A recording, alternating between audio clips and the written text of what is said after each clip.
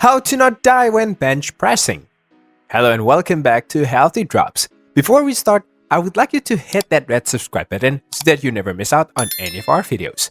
Suppose you step into whatever gym globally, irrespective of the size, locality, or customers. In that case, you will notice that they would all have at least one common characteristic: a bench fixed beneath a locked barbell, waiting for another person to begin bench pressing. It's no surprise that bench pressing is a popular exercise.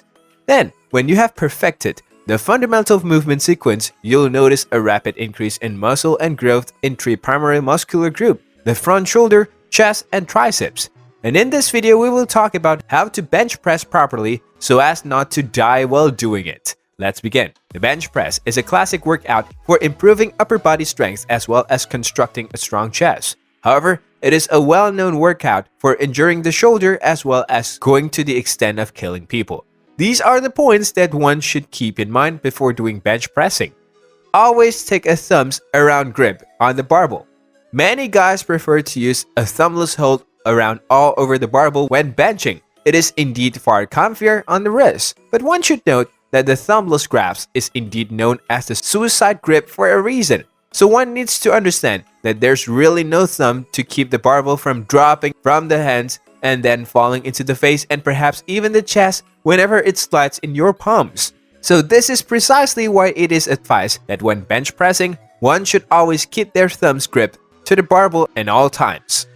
Never put collars on your barbell when you bench.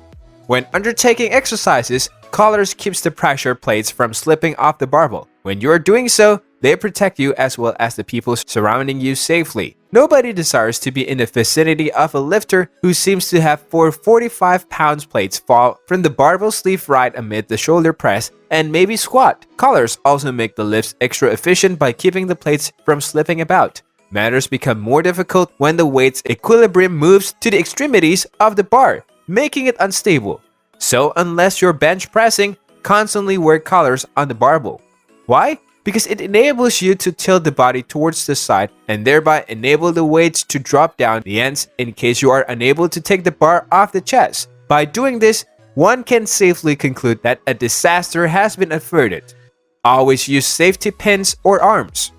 Whenever you're benching by yourself, always use a power rack to where you can also connect safety arms or perhaps even pins. Place the safety pins as well as arms substantially lower from where the barbell would have been if it were to contact your chest. And in the situations where you cannot get the barbell off the chest, consider lowering your chest a little or shifting the barbell in the directions of the face, where it will rest on either the pins or the arms. You may slip from between the bench and the barbell, thereby remaining safe now that the barbell is off your shoulders. When you load up the barbell, double check that the pins as well as the arms are adjusted to the appropriate height. You would not want to discover later that you placed them too low.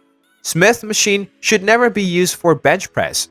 So basically, a Smith machine is a weightlifting machine that uses a barbell that is locked inside steel rails and can only operate vertically. Instead of slots, otherwise known as pegs, runs the rail's length. Fittings are attached to each end of the barbells, allowing it to be stacked at any positions all along the rail by simply rotating the wrist back as well as hooking the hooks upon those slots or perhaps the pegs.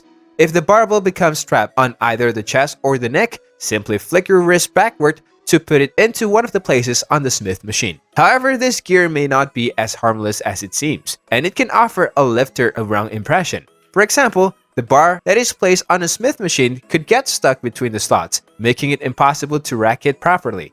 In addition, one can tilt the barbell to one side or another to slide the weights off from the ends, since it's secured between two vertical steel rails. As a result, the Smith machine has the potentials of becoming a disaster waiting to happen. There's an incident where a person passed away while he was benching in a Smith machine. He dropped the barbell to the point where it rested on his neck, where he couldn't even get it back up, and racked it into a slot, making him unable to slide the plates off the bar. After 27 minutes, he choked to death. The Smith machinery has indeed been associated with numerous other deaths. Don't make use of one. The bench press, as stated, is in itself a risky exercise. It must be respected. We all agree that engaging in exercise and physical activities is necessary and important, but not to the extent that it is fatal. One must be extremely careful while going to the gym and getting oneself familiar with the gymming gears and equipment. So you must follow these steps properly so that you can very well do the bench pressing and not die while doing it. So comment and let me know what you guys think about these steps.